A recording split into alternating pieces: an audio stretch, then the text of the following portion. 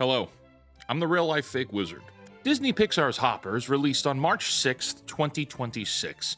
The film follows Mabel, a 19-year-old environmental activist who uses experimental consciousness transfer technology to inhabit a robotic beaver body and infiltrate a forest animal society.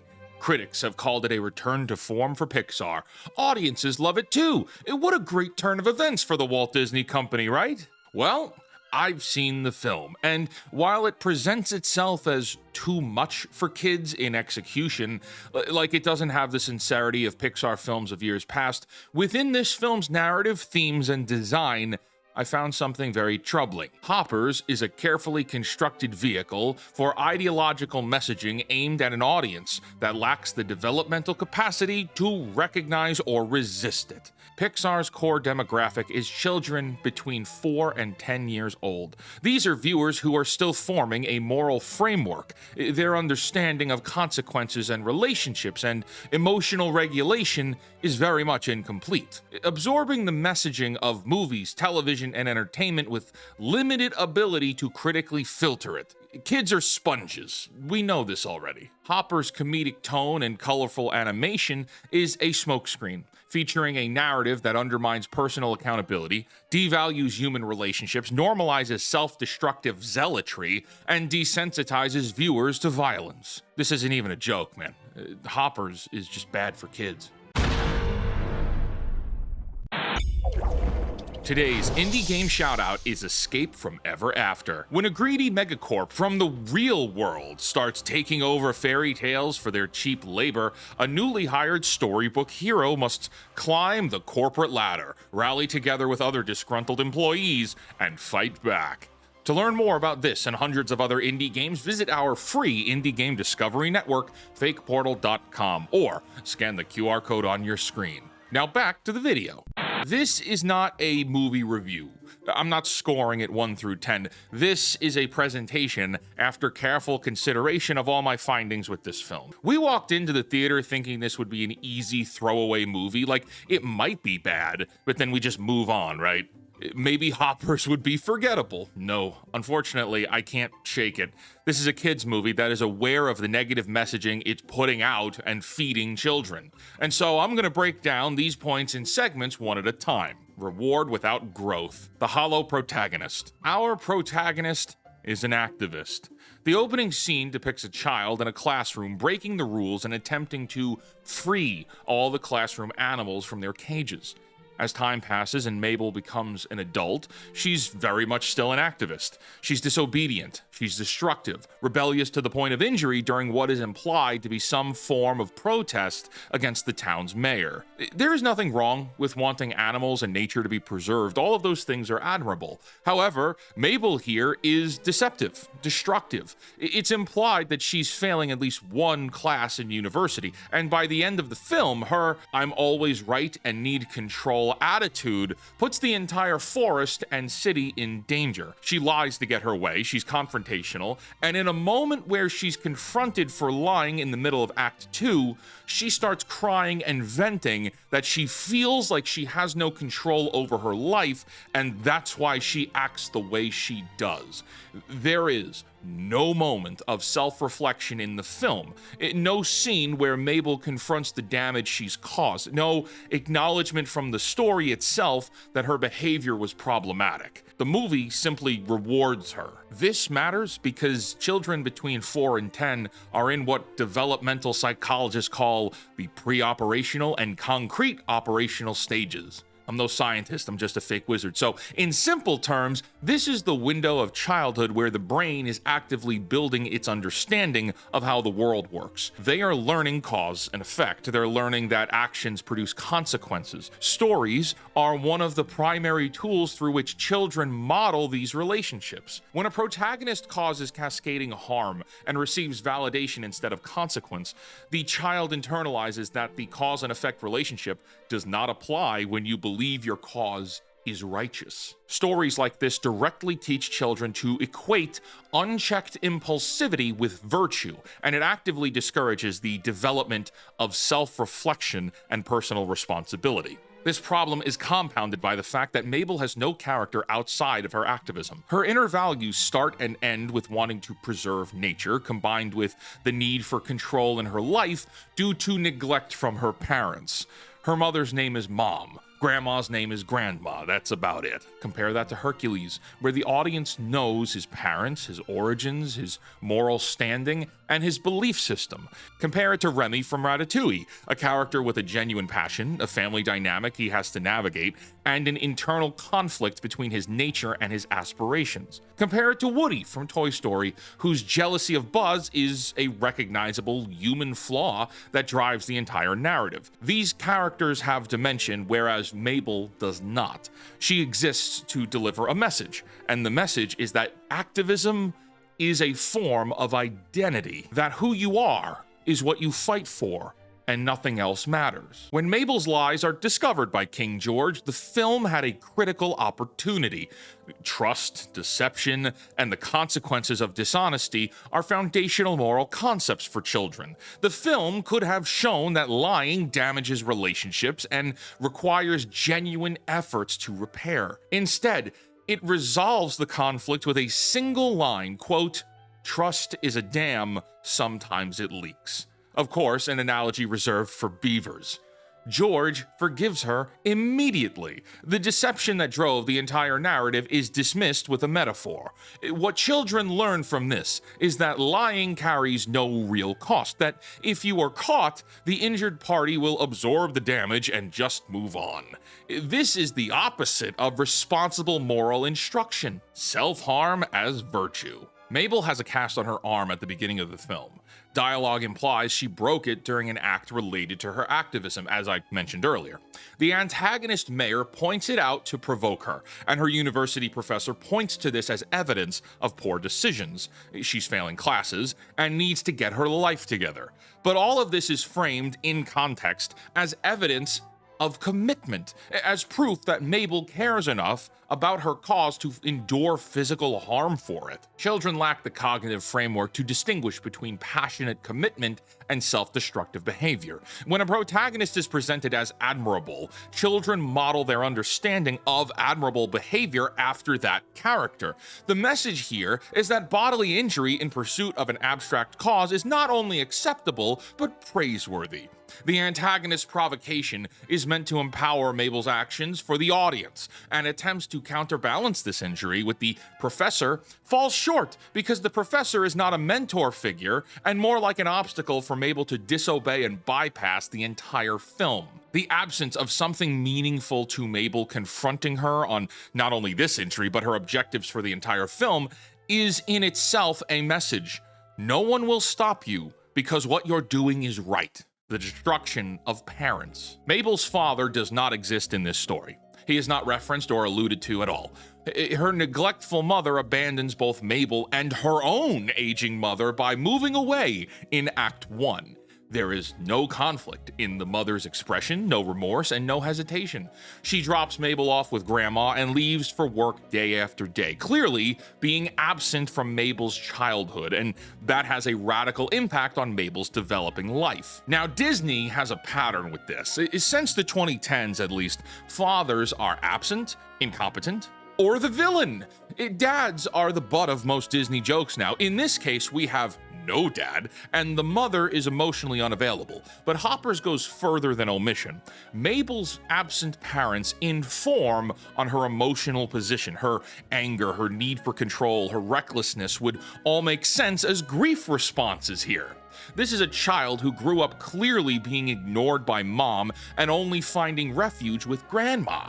Her manipulative and dangerous tactics would be classified in our world as toxic and volatile if this was someone you knew. These are things Mabel should get treatment and support for, but instead, the film reassures not only Mabel, but the viewers that everything is fine because Mabel doesn't have any consequences for her actions. And part of that is because Mabel's motivation is rooted in her activism. Mom and Dad were bad with Mabel, and now Mabel is bad with others, and that's okay because we don't want to slow Mabel's empowerment through activism. Not your grandma. Grandma, the emotional foundation of the entire film, receives almost no characterization other than she also loves nature because it, and these are Grandma's sentiments here, makes her feel like she's part of something bigger. After Mabel has that confrontation with freeing the school animals in the opening scene, Grandma takes Mabel to the backyard glade, where she confesses to Mabel that she once assaulted another girl and that she has rage issues herself, but comes out here to this glade in order to relax so as to not assault other people. This is imparted onto Mabel, who then uses nature as a crutch. That is the most we get from Grandma. She barely has any lines. She's a plot device there to give a little more context to Mabel's motivations, but she's an emotional fill-in meant to trigger an emotional reaction in the viewer sitting in the theater. When Grandma dies, and of course she does, this is a Disney movie, the film's emotional payload is a shot of Mabel looking at Grandma's hospital wristband. A 5-year-old in the theater does not understand the significance of a hospital wristband. That image only carries weight if you yourself have personally experienced sitting in a hospital watching someone you love deteriorate. The film found no way to make you emotionally invested in their grandma, so they use a hospital bracelet to make this grandma represent your grandma. Do you remember how losing Grandma made you feel? Pretty sour, huh? Here, we need you to feel that way again right now. Don't ask questions about the movie. Just feel feelings. My emotions. My emotions. Compare this to Up. In 2009, Pixar told the entire love story of Carl and Ellie through visuals and music with almost no dialogue. The audience knew their names and remembers them to this day. The audience watched them try to have children and fail, watched them save for a trip they never took, watched Ellie get sick and watched her die, and every beat was specific to those two characters. The grief belonged to Carl and Ellie, not to a generalized concept.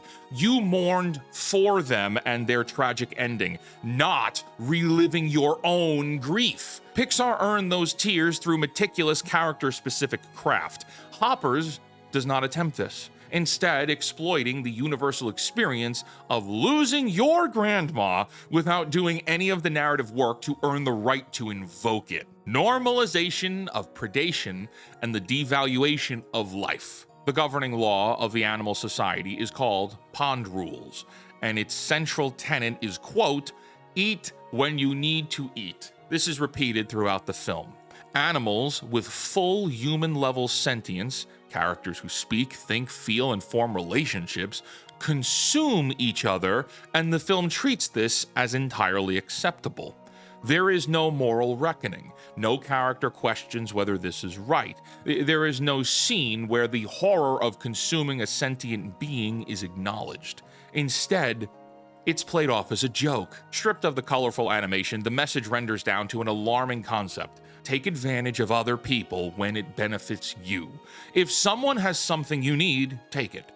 That is the subtext of pond rules when applied to characters that children are designed to empathize with, and the film reinforces this through repetition. Characters with full personalities are eaten, squished, and killed, and every single instance is played as a joke.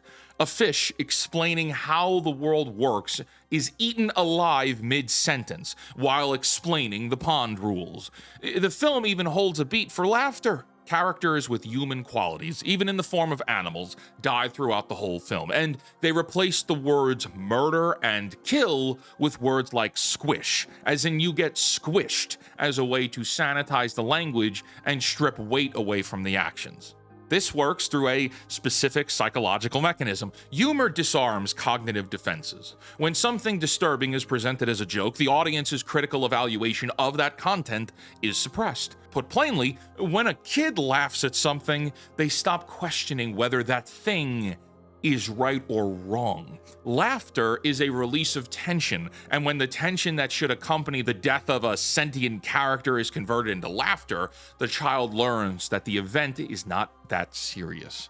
The taking of life is not grave. Exploitation is natural and even entertaining. This is a scary point because it's desensitization. It's not accidental. The film structures every dark moment with a comedic beat, specifically so that the gravity of what is happening never registers to the audience. And you may say, Wizard, it's just animals, it's not serious, and it's shown in other movies too. Okay? Well, let's look at other movies and see how they handle this. Finding Nemo, released in 2003, handled identical subject matter with the opposite approach. It's also a Pixar film. When Marlin's wife and children are killed at the beginning of that film, the audience feels it because the scene is treated with weight and reverence. Those fish matter because the film invests in them as characters before it takes them away. Later, the sharks declare that fish are friends, not food, and they fight against their predatory instincts even when blood hits the water. The film confronts the moral complexity of sentient animals existing in a food chain, wrestling with it in an honest way.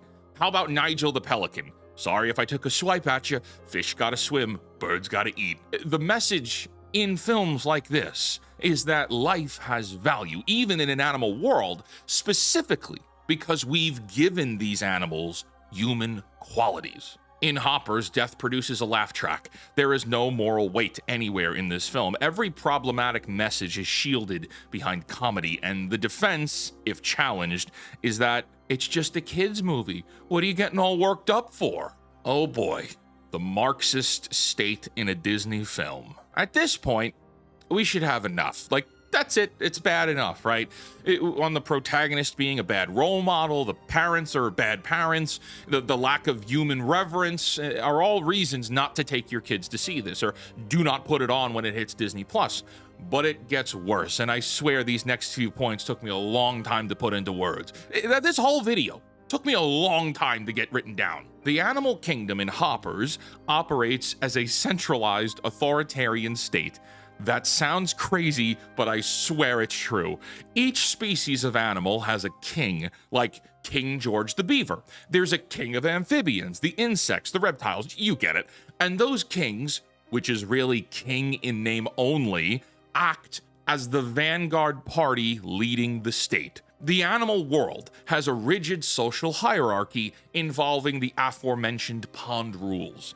Remember, eat when you need to eat. Overall, the land is overcrowded. Mice are being packed into trees because there is nowhere for them to live. And when a member of the society challenges the established order, the vanguard party's response is to squish them. The structure here is something of a late-stage Marxist hierarchy. To put it concretely, imagine a government that controls all the food via eating your neighbors, tells you where to live, and if you complain, they send someone to squish you. Horror and the erosion of safety. The villain, Titus, is a caterpillar who undergoes a grotesque metamorphosis into a butterfly and then hijacks the Hopper machine to take over a 3D printed version of the mayor's body in the final act. The result is a zombie-like robotic figure with distorted skin that moves across the screen in unsettling ways. In the film's final battle, his face is ripped off to reveal an animatronic skull with protruding eyes and chattering teeth. This is body horror in a PG-rated Pixar film, and it's marketed to children as young as 4 years old. Traditional Pixar villains balance their menace with either humor, moral complexity, or a clear thematic purpose. Syndrome from The Incredibles is threatening, but his villainy is rooted in a relatable wound, the rejection of his hero. Titus doesn't really offer any of this. He is body horror tied to a political power struggle. His design introduces children to the concept that authority figures are literal monsters whose faces conceal something grotesque. And there is no scene to help a child process this fear. There is no balance brought to the scene of this robot tearing his face off with eyes and teeth popping in and out of place.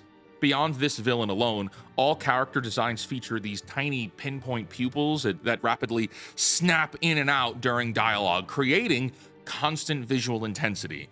Combined with the bean mouth aesthetic, this film is aggressive and unsettling. The incompetence of experts. The scientists who invented the Hopper technology, arguably the most significant technological breakthrough in the film's world, contribute nothing to the narrative beyond providing Mabel access to the beaver body. The lead scientist's entire role is screaming Mabel's name in a panic. They are hysterical bystanders. The inventors of world-changing technology are reduced to incompetent set dressing while an impulsive teenager drives every single solution. This doesn't feel like it's very important when compared to everything else we've said here today, but in context, these brilliant scientists inventing history-defining technology are all idiots, and Mabel outmaneuvers them at every single turn, showing their faces every 15 minutes or so just to scream Mabel's name as if they're Finn yelling for Rey in the sequel trilogy.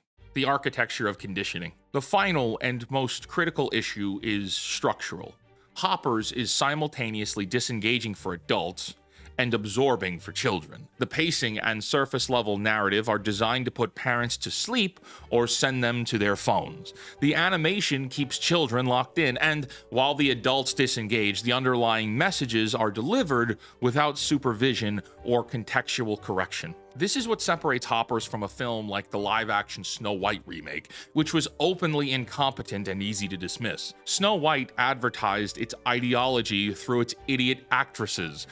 Audiences saw it coming. They could make informed decisions about whether to engage, and lots of people didn't engage. No one saw that film in theaters.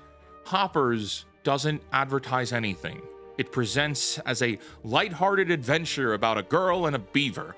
The marketing materials, the trailers, the critical reception all position this as safe, charming family entertainment. The ideology content is beneath the surface, delivered through narrative structure and comedic framing that suppresses critical evaluation, using humor as a primary delivery mechanism. Every problematic message, the devaluation of life, the normalization of state violence, the reward of deception, the disposability of family, is all wrapped in jokes. Laughter lowers cognitive defenses, and it provides plausible deniability. If you challenge any individual element of this film, the response is immediate. It's just a kid's movie. Don't read into it. Stop thinking about it. And that response is itself part of the architecture. The film is designed to discourage the exact scrutiny that would reveal its messaging. Hoppers substitutes manipulation for craft. It exploits the Pixar brand to bypass parental scrutiny, using humor to suppress critical engagement. And it delivers a worldview to children in which impulse replaces consequence, activism replaces character, death is not something to care about, and the state's monopoly on violence is both natural and amusing.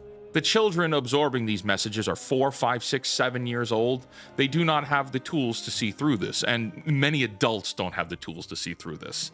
And the adults who should be protecting them have been told by the critics, by the marketing, and by the film itself not to look too closely. As I said earlier, this is not a review of Hoppers. This is more like a warning. Don't take your kids to see this movie. Until next time, create, innovate, inspire others to do so as well, and for the love of God, cancel Disney+.